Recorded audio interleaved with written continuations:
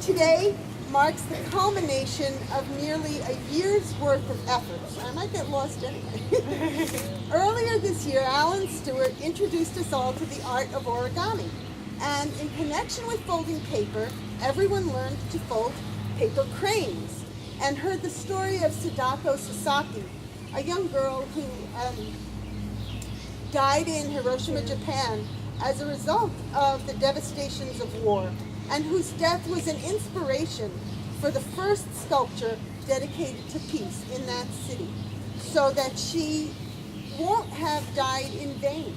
You know, a way of remembering her is a way of reminding ourselves, right? So, and on that original sculpture, there are these words. It says, "I will write peace on your wings, and you will fly all over the world." And, you know, Sadako's wish has come true. Folding cranes and hearing her story grew into the idea for this pole, which is also connected to, there are hundreds of poles, just not quite like this one. This one is pretty unique, but they're in countries all over the world as a concrete symbol of everyone's wish to live in a peaceful, harmonious world. But there are some things that are really unique about this pole that you won't find anywhere else. Most peace poles around the world have a wish for peace inscribed kind of on the face of the pole. So, you know, depending on how many faces, there are 4 languages or maybe 6 languages. But this pole has the word peace written by everyone in the school, and there are at least 24 languages represented, from Arabic to Swahili, and the hope is that anyone who sees it will be able to understand its meaning. Another thing that's unique about this pole is the fact that the cranes on it, and the cranes are a Japanese symbol for hope and long life, will weather. They're exposed, and they've already gotten some rain on them during yesterday's rain. And they'll need to be replaced from time to time. And so that's intentional, because we understand that peace, you know, is not something that's attained once and for all. You go, okay, now we're going to live in peace. Because although just the way that we're learners intrinsically, it is our intrinsic nature to live in harmony with others, but it's not always something that we can express in the moment. And it requires some effort to act peacefully, even in the most difficult situations, and that we have to renew this effort over and over, just the way we'll have to replace these cranes over and over, I hope many times.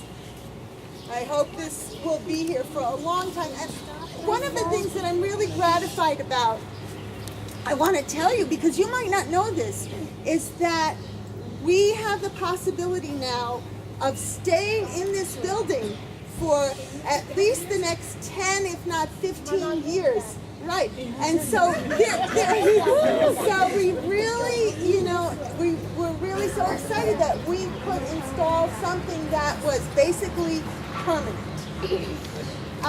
So just want to thank, in addition to thanking everyone who helped to make a crane, and that's everyone, and also the words of peace, I want to thank Alan Stewart and Tom Paddock, who couldn't be here with us today, but they helped to design it, provide the materials, build it, and install it. And they did it on behalf of a group they work with called the Stillwood Study Center. So I want to thank the Stillwood Study Center for their commitment to working within communities. And as it turns out, our wish for peace to spread may happen literally, since Tom and Alan asked me if they could use this pole as a prototype to spread poles like this throughout the area. So that would be wonderful. This pole isn't quite finished.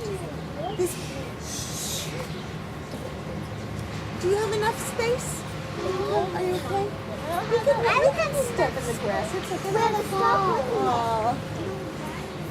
The pole isn't quite finished. I've left 6 strings unattached that are going to be attached by our graduates. In a way, it's their legacy and their part of their memory of this year that they'll take with them. So I'm going to give them each a string to hang up on the pole, and then what I would like is, after the 6th one has been hung, for us all to sort of open up and give them a space within which they can proceed, or through which they can proceed, and then go down to do our graduation on the 1st floor. And when we have done graduation outside, part of the ceremony is really being encircled by the other students, your former teachers, your parents, all the people who have been part of your life at Cobblestone up until this point. So we can't actually do quite the circles, but we can at least open up and let them go out into their future. And in this case, it'll be the graduation ceremony. So I probably. All right. So we'll just we may have to move it. So in no particular order.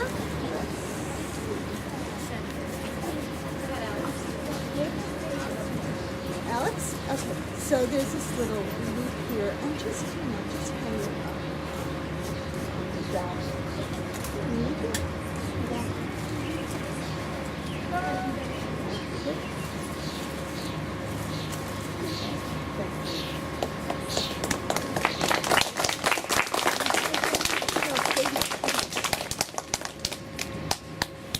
Rice.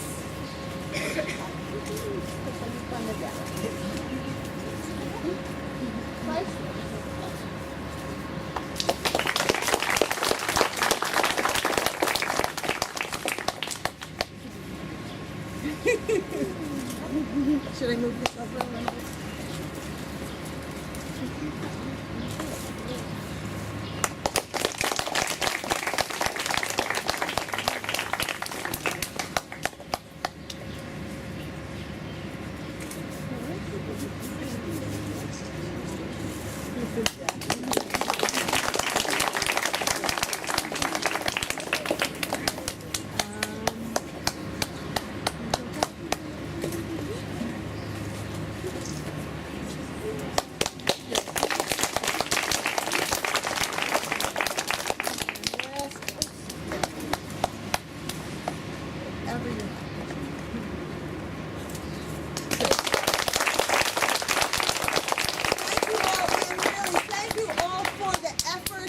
Culminated in doing this. We couldn't have, one person could not have done it alone. So